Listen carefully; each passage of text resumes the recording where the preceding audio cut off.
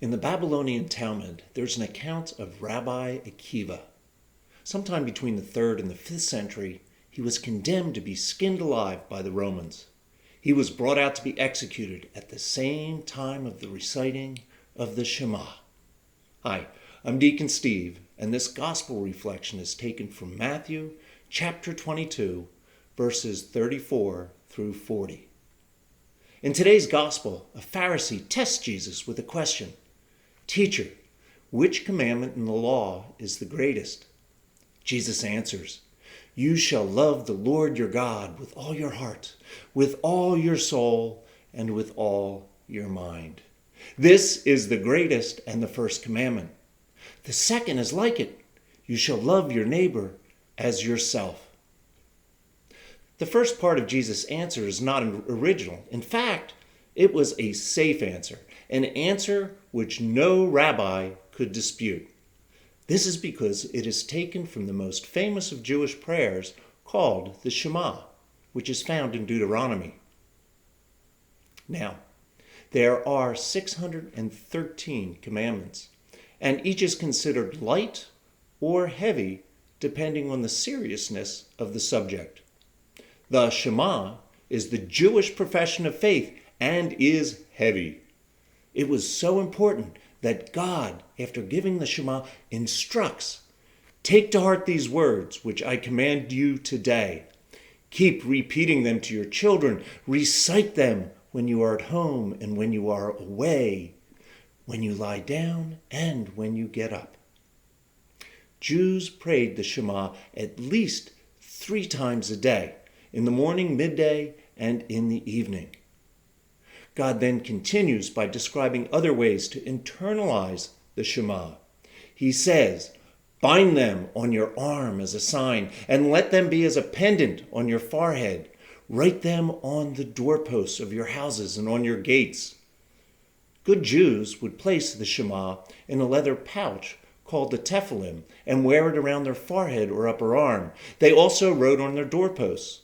This provided them both a physical and visual reminder of their true purpose in life. The surprise in today's gospel is found in the second part of Jesus' answer. You shall love your neighbor as yourself. It is from Leviticus, and unlike the Shema, it was a light commandment. Jesus, by linking it to the Shema, not only makes what was once light heavy, but puts this commandment on equal footing with the Shema. These 2 commandments fundamentally become one commandment. Jesus is saying it is impossible to love God without loving your neighbor. Why is this? In last week's gospel, when asked, Is it lawful to pay the census tax to Caesar? Jesus asks for a coin and says, Whose image is this? They replied, Caesar's. He then tells them, Then repay to Caesar what belongs to Caesar, and to God what belongs to God. So, what belongs to God? Well, in Genesis we read, Then God said, Let us make human beings in our image. Just as what has the image of Caesar belongs to Caesar, what has the image of God belongs to God. Loving God while not loving those who bear his image is impossible. When we love others, we love God. And when we fail to love others, we fail to love God. Jesus ends by saying, The whole law and the prophets depend on these 2 commandments. Together, these commandments summarize and distill the 10 commandments. The first 3 commandments have to do with loving God. I am the Lord thy God. Thou shalt not have any strange gods before me.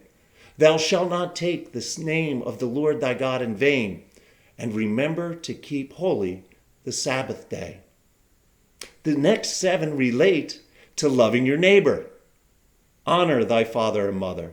Thou shalt not kill. Thou shalt not commit adultery. Thou shalt not steal. Thou shalt not bear false witness against thy neighbor. Thou shalt not covet thy neighbor's wife, and thou shalt not covet thy neighbor's goods. Notice that Jesus is not getting rid of the commandments, but summarizing and restating them as thou shalt instead of thou shalt not. You see, we are being called to action. How can we become a people who puts God first, who love him with all our heart, soul, mind, and strength, who love our neighbor as ourselves? Think of how quickly our culture has internalized the message to wash your hands, wear a mask, and stay 6 feet apart.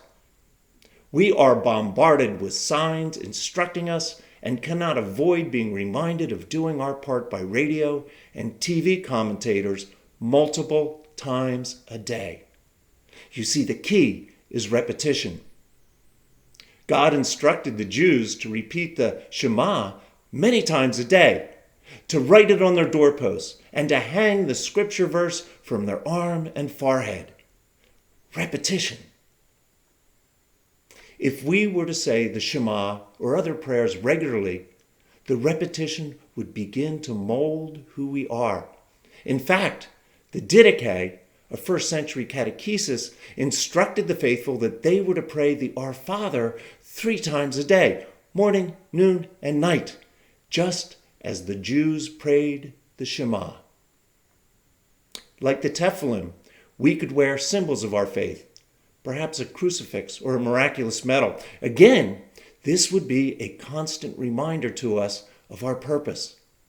We do not necessarily need to write on our doorposts, but we could make it a priority that each room in our house and our space at work have a symbol that points to God. Maybe a crucifix, statue, Bible verse on the wall, religious picture, screensaver, or a holy water font by the front door. Well, how about loving our neighbor as ourselves? Well, we become what we do. Find a way to serve your fellow man at least once a week. Check with your church and see what ministries are available. If you do not feel called to any of these, find a ministry to join in the community or create a new one. The important thing is that your participation is scheduled. By volunteering on a regular basis, you will find that loving your neighbor and therefore God will start to become just who you are as a person.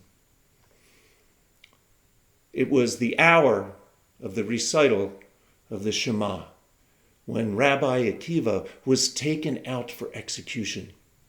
And while they combed his flesh with iron combs, he was accepting upon himself the kingdom of heaven. And his disciples said to him, "Are you still going to be reciting the Shema?" He said, "I never really understood what it meant to love God with all your soul until this moment, until I give my very life for the love of God." May we, through God's grace, prayer, and repetition, like Rabbi Akiva, move closer to loving God with all our heart, with all our soul, and with all our mind. May we express, expand, and show our love of God by loving the person of God found in our neighbor.